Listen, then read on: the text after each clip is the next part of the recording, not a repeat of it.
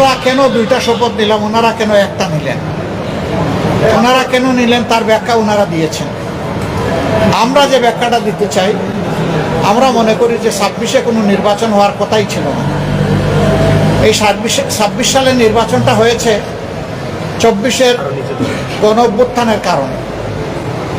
আমরা গভীর শ্রদ্ধার সাথে যাদের কারণে আজকের এই নির্বাচন, আজকের এই সংসদ, আমি তাদেরকে স্মরণ করছি, যারা জীবন দিয়ে দুনিয়া থেকে বিদায় নিয়েছেন। আল্লাহ তাদেরকে শহীদ হিসাবে কবুল করুন। যারা লড়াই করে আহত হয়েছেন, পঙ্গু হয়েছেন, তাদের প্রতি আমাদের গভীর সমবেদনা। আল্লাহ তাআলা তাদেরকে সুস্থতার নিয়ামত দান করুন। আর নির্বিশেষে গোটা দেশবাসী ফ্যাসিবাদের বিরুদ্ধে সেদিন লড়াই করেছিল, আমরা তাদের প্রতি গভীর কৃতজ্ঞতা প্রকাশ করছি।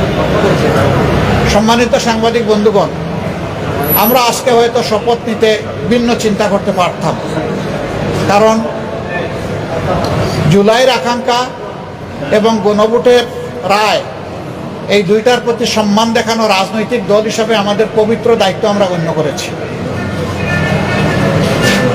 আমরা গণভোটের রায়কে সম্মান করেছি, জুলাইয়ের আকাঙ্ক্ষাকে সম্মান করেছি, যারা আমাদেরকে ভোট দিয়েছেন তাদেরকে সম্মান করেছি, এবং আমরা একমত হয়েছি যে এই শপথ নেওয়া আমাদের কর্তব্য।